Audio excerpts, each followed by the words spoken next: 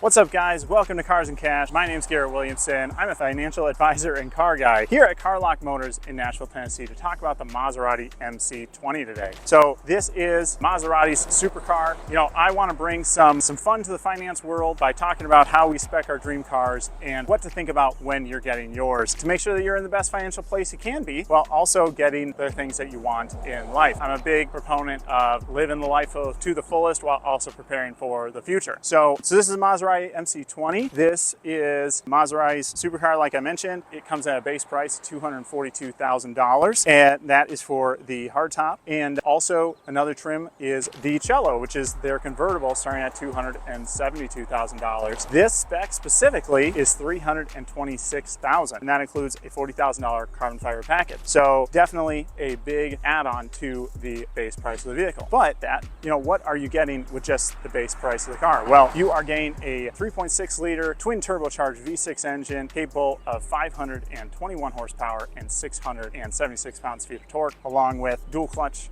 transmission and a Bilstein suspension on there as well.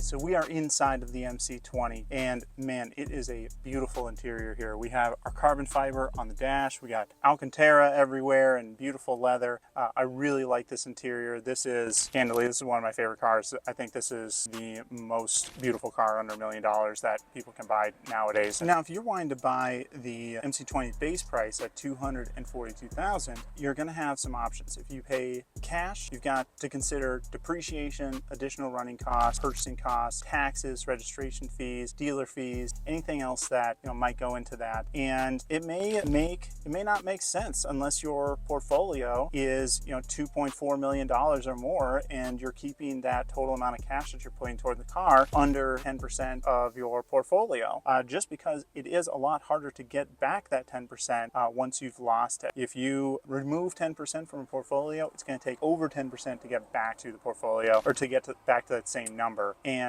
the stock market is a variable market. Over a 20-year span, we don't expect the stock market, or we haven't experienced the stock market earning 10% over a 20-year span. It's been more of a 10-year span in recent years, but that doesn't mean that things are guaranteed. So when you're taking cash and paying, that is definitely something to consider. So what you might do instead is look at some financing options. And so if you use financing for purchase of the vehicle, let's assume you do a 7-year loan and you pay 7% interest on that loan. Well, you're going to pay a total of about $65,000 of interest over that period of time. So it may not sound like it makes a lot of sense, but what is your opportunity cost? If you took your same $242,000 and that grew at 7%, you'd actually earn $152,000 on that $242,000. So that would actually give you a positive difference of $87,000 for yourself. Additionally, if you have, let's say you have $720,000 or more, and it is kicking off a 6% dividend or 6% income to you every year, that may actually pay the payments on the vehicle for you as well. So that is definitely something as an option to consider. This price for this car is spec'd to about $326,000. So that brings the loan to about $4,900 a month and $87,000 of total interest that you pay. So if you had that same amount invested, though, you'd actually earn $205,000 of interest if that grew at 7% for the same period.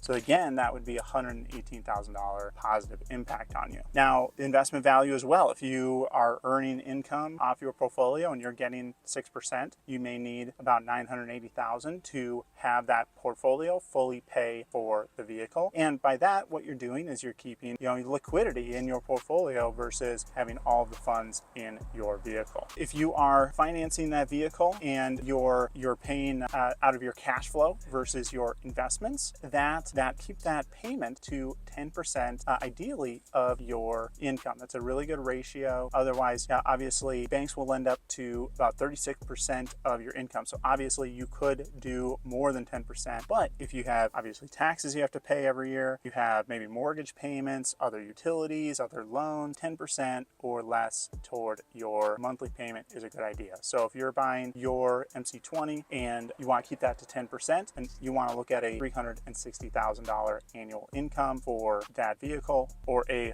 $490,000 annual income for this spec vehicle here.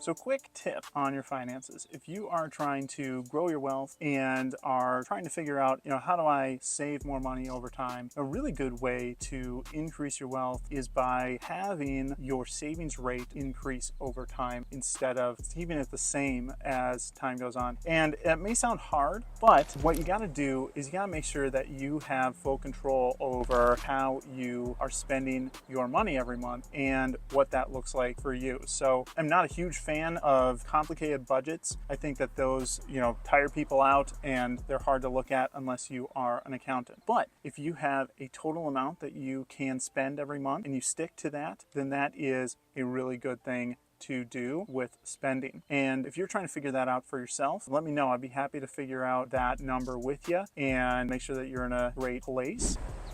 So if you are buying your MC20, what are the must-spec options to get? Well, I think the first one is the electronic limited slip differential. It's a $2,300 add-on to the base price, and Maserati states that you're going to get a lot more stability when taking corners and gain a lot more ability to put the power down to the ground. And I think that's really important when you have such a high-powered engine. It comes with a mechanical limited slip differential as the base price. Unless you're planning on tracking the car often, I think that you'd be wise to option the electronic limited slip differential. In addition, there are 3 other options I would recommend getting, and as a must spec. That is an alarm system for $2,000, heated seats, and a power tilt steering wheel. Those aren't going to add very much weight to the vehicle, and ultimately, again, unless you're tracking that car, it's going to be creature comforts that even if you don't need or want, that next buyer may want. So that'll keep the value of your car a little bit higher than maybe other cars that aren't spec with those options long term, and those are only a few $1,000s. So if you're spending this amount of money, I would definitely must spec those options before you get into color combinations and things like that. So obviously color combinations, red is awesome, yellow is amazing,